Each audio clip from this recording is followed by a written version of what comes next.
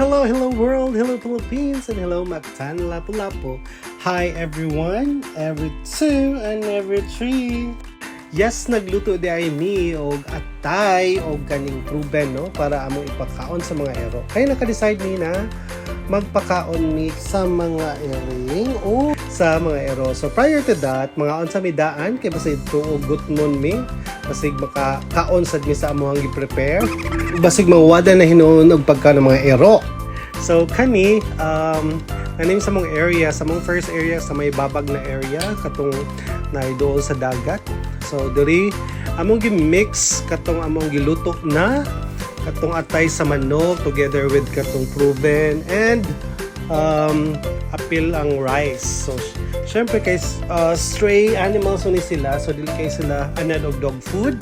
So ang among gisagol is rice instead. So daghanin na rice no, mga almost 4 kilos tayo gipalit, and then ang katong mga atay and proven kay wala may pure atay ra tanan.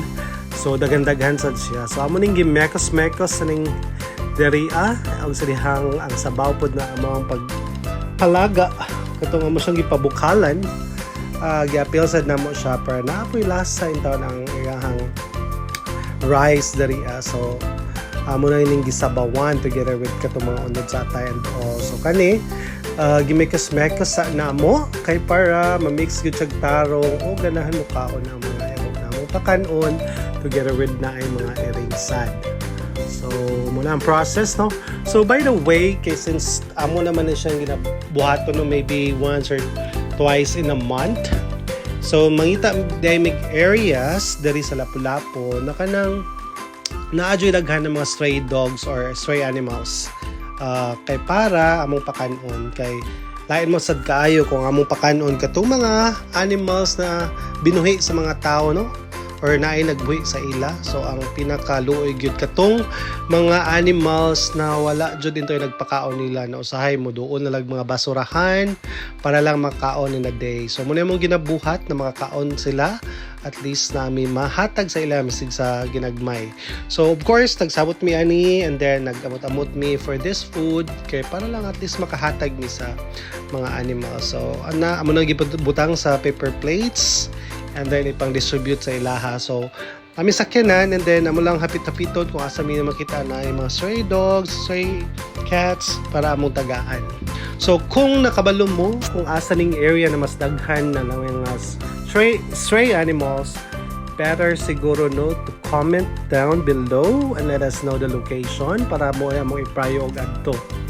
And then if you're also willing to join us, of course, we are happy to let you join the group.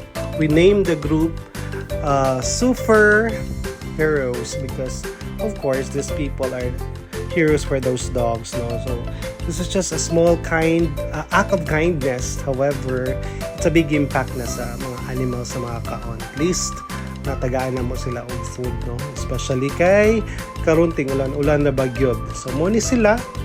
So giuna na mo sila pakaon dariya mo ni mong first area where nagpakaon mig mga dogs diri near sa may dagat. So inani kadaghan ang among gipakaon ug among i-distribute sa any areas diri sa Lapu-Lapu. So kana in town. In fairness, nalipay in town ang mga dog. Makita nimo ilang mga kalipay when nangaon sila no. Ang uban ani gutom kaayo, uban medyo busog-busog. So kani is another location aside. So namin kita na nangatulog sila kay gabi dining nagpakaon nila. So mo ni siya. So enjoy pod guys sila kumaon no sa mong gipanghatag. So maka-happy kaayo. So tuod man abtan day mig ulan. So ning silong mi diriya sa may ilalom sa bridge tapos namin mga nakita sa mga dogs amo na lang pong gitagaan while gapasilong mi. So in town pod sa katugnaw no makagutom gyud. So mo ni sila nakakaon sa din town. Now after nawala ang ulan, so nibalik na sa town mi kay daghan kay amo pagkaon og suroy-suroy sa kadalanan sa Lapu-Lapu para among ipang distribute tong mga food na among giandam. So of course natay makita ering ero na mga walay kaon og moto sa among mga target ug gitagatagaan among mga food. So kana So na-enjoy in town jud sila og kumaon og kana mapasalamaton kami sa mga ning join ani na activity labi na katong ang mga kauban na sila Jenna, Japet, Ongshin, Jelay, Jay. So kato.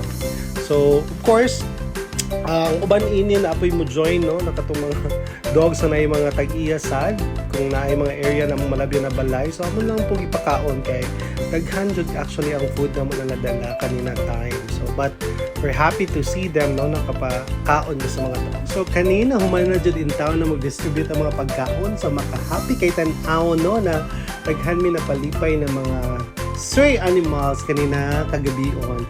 So this time nangaon na sad mi kay gipanggutom celebrating our successful event. And then we're very happy get sa among gibuhat. And if mo ganahan mo join, just please let me know. Comment me or PM me. Thank you everyone. Bye.